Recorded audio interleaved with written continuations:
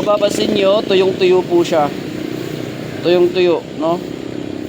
Wala man lang bahid ng oil dito sa kanyang rocker arm. So, tingnan nyo po yung nangyari sa kanyang camshaft. And so, dito halos napudpud na. Yon, good morning mga idol. Meron na po ako show sa inyo dito na dapat nating tandaan talaga pag magbabaklas tayo ng makina. So, meron po tayo dito ng Surf 125 ay 110, Surf 110 na yun, no? Ng Rusi na nagkaroon po ng problema. Ito ay kagagawa lamang po 3 days ago, no? Medyo malaki-laki daw po yung binayad nila, tapos nagkaroon ng problema. So kilala ko yung mekaniko gumawa, pero hindi ko na lang babanggitin, no, para iwas alam niyo na yon. Alright, so ito yung naging problema nito, yung kanyang oil passage, no? Ayan, no? Ito po yung nangyari, oh. Ano yung cams niya? Kanyang cams. Ayun. So, tingnan nyo po yung nangyari sa kanyang camshaft. And so, dito halos napudpud na. Tapos dito, ang laki na ng bawas, oh. Kung nakikita nyo. Nakikita nyo ba? Ito yung pinaka-tip, yung pinaka-mataas. Pero may konting bawas na rin. Mas nabawasan pa. Okay? Tapos yung kabila, pudpud na. Ayan, oh. So, buti na lang meron tayo dito mga surplus na pwedeng makabit kay idol. Ayan, oh. Maganda pa ito isa. So, nakita nyo ba? Okay, so ito yung papalit natin. Tapos yung kanyang rocker arm. Siyempre, pag ma-damage to, yung camshaft, automatic damage po yung kanyang rocker arm. Ayan, oh. At kung mapapansin nyo, tuyong-tuyo po siya. Tuyong-tuyo, no? Wala man lang bahid ng oil dito sa kanyang rocker arm. Ayan, oh. Sa camshaft at saka sa rocker arm. Yung nagkaroon sila ng problema, nung nagkabit sila ng cylinder head, no, ay nabara yung oil na galing dito, no? Which is yung langis po na galing dito sa oil passage, dadaan po dito sa stag bolt, lalabas po yan dito sa bahaging ito. Ayan, dito ng stag bolt, lalabas po yan dyan. At yung takip naman yan nito ay paganyan. Okay, so ibig sabihin dito papasok, no, may nakita nyo papasok doon, dito papasok po yung langis. Ang nangyari, dahil nga po nagkaroon ng problema dito, no, natakpan po kasi ng gasket maker. Ayan, no? Ito po yung nakalagay dito nung natinanggal ko. Ayan, no? So pansin nyo yung shape na ito na parang pabilog, na-shoot yan dyan sa butas, oh. Ayan, no? Na-shoot yan dyan, no? Gasket maker po yan, no? Naglagay po sila dito ng sobrang gasket maker. Ayan. Hindi na nakadaan dito, ayun, kung mapansin nyo, hindi na nakadaan dito yung langis sa punta rito, no? Mula kasi rito papasok yung langis papunta dito at isasaboy niya rito sa kanyang head na bahagi. So ang nangyari, kitang-kita nyo naman sa ebidensya talaga, no, na tuyong-tuyo talaga siya. So ibig sabihin hindi siya na pasukan ng langis. So dito nyo laging tatandaan na sa bahaging ito ay huwag tayo maglalagay ng sobrang gasket maker o ng gasket maker. Maglagay po tayo dito ng tamang gasket, no? Akmang gasket para sa bahagi na yan. Okay? Kasi dito papasok yung langis papunta dito sa camshaft at isasabi niya dito sa loob. Okay, so yun po yung naging problema nito, no? So yung ginawa ko lang po yung video na ito, awareness lang po sa mga gagawa o sa mga mekaniko na sobrang maglagay po ng gasket maker. So yung nasira sa kanya ay ito, no, yung camshaft niya, tapos yung rocker arm.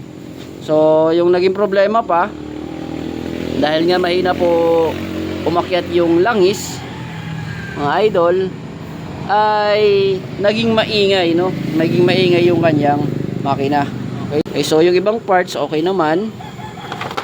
So papalitan lang natin ang mga gasket at itong camshaft at saka yung rocker arm. Tapos palitan lang natin ang valve seal to at assemble natin ulit. Papakita ko sa inyo kung okay na po yung kanyang makina. So napansin ko lang din po dito, pahabol ko lang po. Baka kasi sabihin ng customer tayo yung nakasira nito, pero nakita naman ng customer kahapon na yung bahaging ito putol. Ayun, putol po yan. Ayan, tapos itong bahaging ito putol. Yung tornilyuhan dito, mga putol po silang dalawa. Ayan. Alright. So marami pang mga epoxy dito. Brake ko. So ayun, so assemblein lang natin to. Tapos check natin mamaya ulit. Okay? Mga idol, naikabit na po natin yung kanyang bore at saka yung head, no? So dito na po tayo sa bahagi na kung saan ay nilagyan po nila ng bara dito sa bahaging ito, kasi mula dito aakyat po yung langis at lalabas po dito, no? Sa pamamagitan naman ng butas na ito, dito po yung natakpan nila ng gasket maker, no? Hindi sila naglagay ng gasket, siguro wala silang mahanap na gasket o damage na yung gasket, kaya dinamihan nila yung gasket maker. So ang nangyari na yung butas dito natakpan, kaya hindi na lumabas yung langis. So ganito dapat, no? Kung mapansin nyo, may malaking butas as may maliit na butas, hindi naman sila pwede magkabaliktad, gaya nito. Ayan, kasi hindi po akma yung laki ng butas, kaya mapansin nyo malaki yung isa, mas maliit yung isa. So kung ano yung saktong laki ng butas, doon natin siya itutugma. Ayan. Alright, so kahit hindi ka na maglagay ng gasket maker dyan, goods na yan, no? Okay, so ikabit muna natin.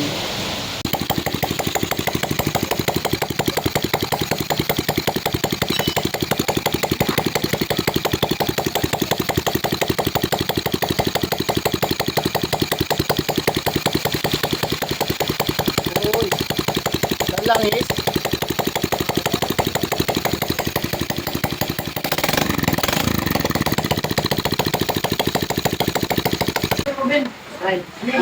Yun, check muna natin yung kanyang langis.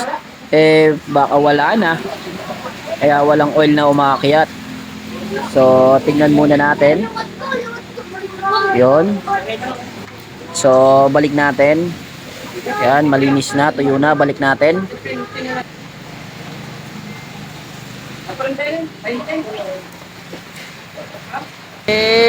Tingnan natin ulit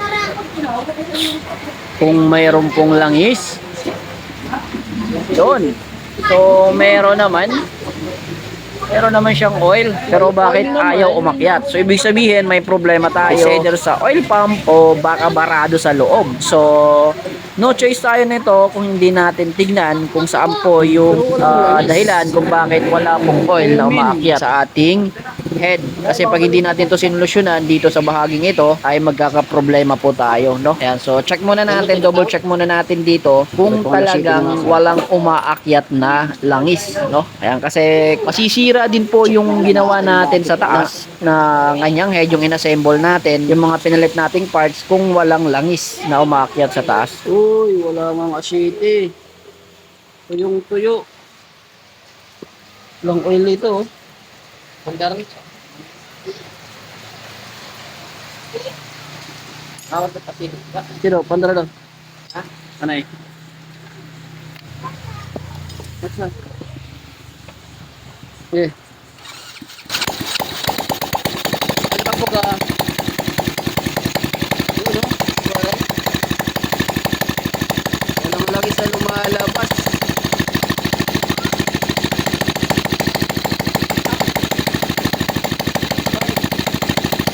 Patayin mo, patayin. So yung mga idol, walang umaakyat na langis dito sa ating head, dito wala lumalabas, dapat may lumalabas dyan dito sa stag bolt, dadaan po dito yung langis. So ngayon babaklasin natin talaga yung side cover sa side na ito, kasi kailangan natin ma-check kung ano yung may problema, kung may barado o kung mayroon pong oil pump na ayaw gumana. Okay, so titignan natin dito, kailangan na talaga natin tong baklasin para mas makita na natin maayos, o di kaya yung mismong gear po ng oil pump, baka may problema. Yun po kadalasan nagkakaproblema kung bakit ayaw umakyat po ng langis. So abangan nyo sa ating next video, papakita ko, alamin natin kung bakit ayaw umakyat po ng langis. So ang mahalaga, na-assemble na natin yung kanyang makina, nabuo na po natin, at yung mga nasira sa loob ay napalitan na rin po natin. Okay, so abangan nyo sa ating next video mga idol, ay assemblein natin to at titignan natin kung saan po yung naging problema, kung bakit walang oil na umakyat sa head. Bye bye! Sa lakas di ka mapahiya, from Luzon to Mindanao, service namin ay wow.